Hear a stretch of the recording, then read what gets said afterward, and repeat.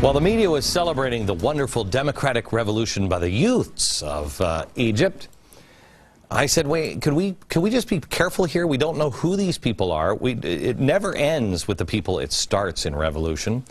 And depending on who's in charge, this could be start of a new Islamic empire, a caliphate, if you will, or a Sharia law over the entire region. Well, that was the dumbest thing anybody's ever uttered on television, I was told. Oh my gosh, that was crazy talk. Well, unfortunately, a WikiLeaks cable now confirms that members of the ruling party in Turkey envision a resurrection of the Ottoman-like state in the future. And having a more broad and regional influence, the Muslim Brotherhood in Egypt says they want an Islamic regime across the entire Middle East. Turkey said earlier this week that now they want to have peace with Iran. This strikes me as dangerous because if you want to have peace in the Islamic world, you are ushering in the Mahdi or the 12th Imam, and peace comes at a very high price. Egypt says they want to turn over a new leaf also with Iran. Iran seems to be cobbling together the power in the Middle East, and Ahmadinejad knows the 12th Imam. And what he has to do is destroy Israel and then America. I want to introduce you to a gentleman that I think is pretty darn brave. He is Reza Khalili. That is a pseudonym. He is a former Iranian Revolutionary Guard member who worked undercover as a CIA agent. He is also author of a book, A Time to Betray. He shared a video with CBN News, and we had to hide his face and his voice for his own safety. We also have with us Eric Stakelbeck. He is from CBN, and he's the host of Stakelbeck on Terror on CBN News. He broke the story about the 12th Imam video, and we will go to him in just a second. First, from an undisclosed location, I want to go to Reza. Reza, tell me, when you went undercover and you started hearing about the 12th Imam and everything else, you actually heard plans for the destruction of Israel and the West and the return of the 12th Imam. Yes. First of all, thank you so much for having me. It's a great pleasure to be on your program.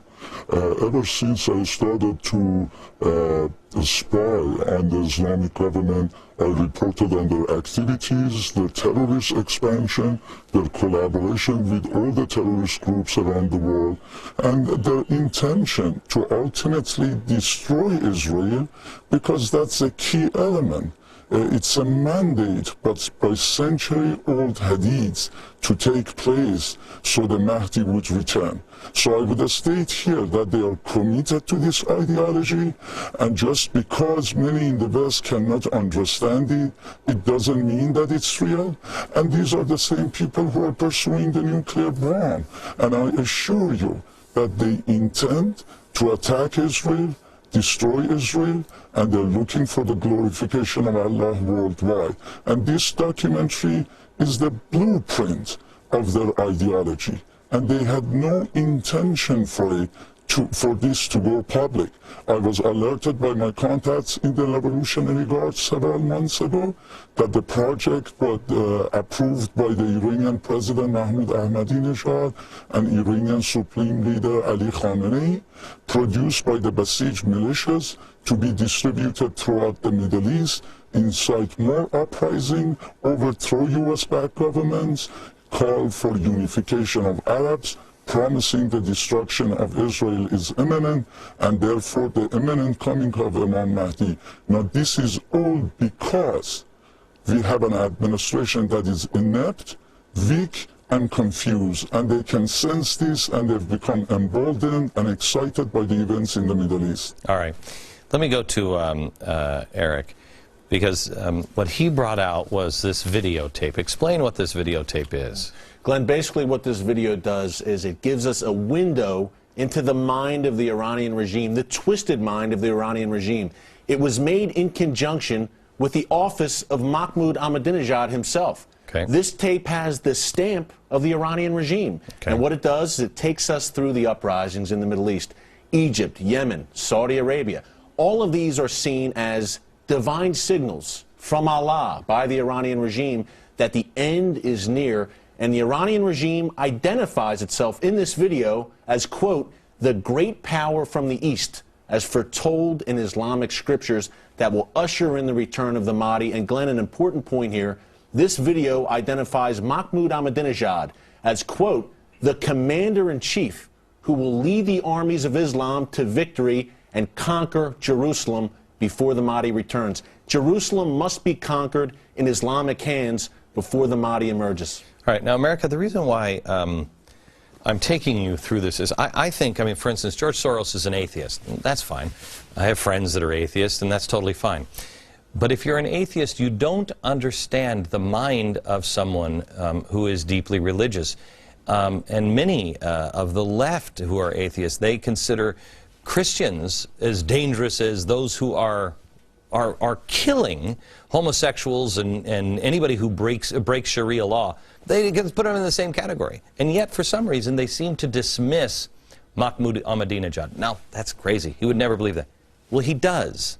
He does. And the reason why I show you this is I think that there is a possibility that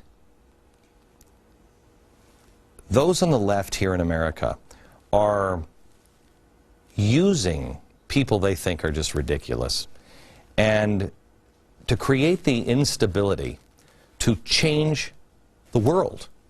But they are playing with people who they don't understand at all. Eric, do you agree with this or not? Absolutely. Look, Glenn, at the end of the day, the left and radical Islam are very strange bedfellows on the surface, but they share a common goal. And that goal is the overthrow, the destruction of Western Judeo-Christian civilization. So the left will get in bed with jihadists who stone homosexuals because basically the jihadists are not Western, All right. They're not Christian, they're not Judeo-Christian. Reza, when we come back, I want to pick it up with this, because I really believe that people who are on the left think that, oh, well, you know, we can control these people later, and they'll work with us. They're working with us now. And I want you to address the mindset of the people like Ahmadinejad and those who really believe in around Osama bin Laden, around Mahmoud Ahmadinejad, those in the Muslim Brotherhood who really truly believe this. What the mindset is that the left should expect once they get their wish, and revolution is global. Back in just a second. We're back with two guests. Eric Stakelbeck, he is the host of Stakelbeck on Terror on CBN News, and Reza Khalili, he is a former Iranian Revolutionary Guard member who has worked as an undercover CIA agent over in Iran. Reza, which is not your real name, I want to ask you where we left off. The workers of the world people have been planning this and plotting this, and even the Open Society people, George Soros, he has been planning these kinds of things for a long time. And I think they are actually thinking, in their arrogance, you know what, we'll work with these people, they, you know, we'll help them and they'll help us, and yada, yada, yada. But workers of the world uniting over jobs does not beat believers of the world uniting for God with a machete. Do they, Reza? No, they don't. They don't understand this ideology, and it's quite dangerous. And first of all, we've got to differentiate between the Iranian people and the radical Islamists ruling them. Right, right. You know, Iranian people have been aspiring for freedom and democracy, and every time they've come out, they've been betrayed by the West. I mean, recently, the 2009 uprising, it was close to overthrowing this government, but President Obama chose to appease Ahmadinejad and Khamenei, thinking that he could negotiate with them, and the government suppressed the people. But those radicals ruling Iran are committed to Islam, are committed to Allah, and they take it literally from the Quran, which demands, kill all infidels until such time there are no more, and all are believers of Allah. Have you ever, do you know of a time before in Iran that the ruler was telling everybody, I have been appointed by the 12th Imam to usher in his return? Well, you see, I have described it clearly in my book. These people, Ayatollah Khamenei, even Ayatollah Khomeini, the founder of the Islamic Revolution, before the revolution he stated he had 3 goals for Iran. One was to overthrow the Shah, the other was to establish an Islamic state, and third was to pass the flag of Islam to the last Messiah. It has been their intention, they have acted upon it, and we have failed to understand this. Okay, when we come back, just some of the parallels and what it means and why people need to pay attention to this, even if you're not a believer, even if you're an atheist, why you need to understand what's happening in the Middle East. Back in a minute. We're back with Eric Stakelbeck and Rezi Khalili. We're talking about something that sounds insane, but it is what the people in the leadership, not the people, but the leadership of Iran believe in, the 12th Imam. And I showed you at the beginning of the program, can you show these blackboards again? The similarities between the Christian Antichrist and the 12th Imam, they are the same. They are the same. And the 12th Imam is according to the Hadith. Now, the leaders of Iran for the first time have said, he's coming. This is not something that just is about Israel or anything else. What is this? Well, Glenn, first they came for the Jews. Israel is the canary in the coal mine. Israel is on the front lines of this war. But Israel is only the little Satan. America is the great Satan. America is the ultimate prize for this Iranian regime and the ultimate target. And that means great Satan, we've heard that, I've heard that my whole life, and it really kind of came into clarity when I started doing my homework on the 12th Imam. That is what we use as the Antichrist. We think of it as a person. Many who believe the 12th Imam believe the great Satan is the Antichrist. It's a country, it's an entity, right? America is the Antichrist in the Iranian regime's eyes. And I have to tell you, Glenn, this isn't just an Israeli problem. This is an American problem, and I'll tell you why. It's a global problem. It's a global problem. By the year 2015, our own Defense Department says by the year 2015, Iran very well could have missiles that can reach America, the east coast of America, and if they keep going the way they're going, those missiles will be nuclear tipped. Well, you have, let me go back to Reza, who's an undercover CIA agent who was in the Revolutionary Guard and saw these things that they were preparing to cause bloodshed and the destruction of Israel, right? Reza? Oh, yes. Okay. Yes. You say that this time right now is important because of 72 months. Can you explain this? Yes. The Hadith says that 72 months prior to the reappearance of Imam Mahdi, this mythical figure, Shuaib ibn Saleh, takes power. And they say this mythical figure is Ahmadinejad. So Ahmadinejad has been in office for over 5 years.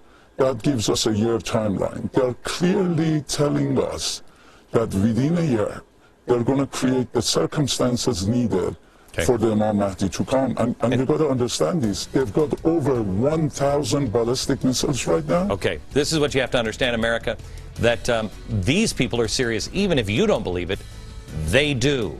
They do. Back in just a second. Tomorrow we go into Sharia law and Sharia banking here in America. Some stuff you didn't know was going on, what we're financing ourselves as a country and taxpayers. There's some spooky stuff going on in the world, but I go back to that little book that was found in Jordan. Just the advice, walk uprightly. We'll see you tomorrow night from New York. Good night, America.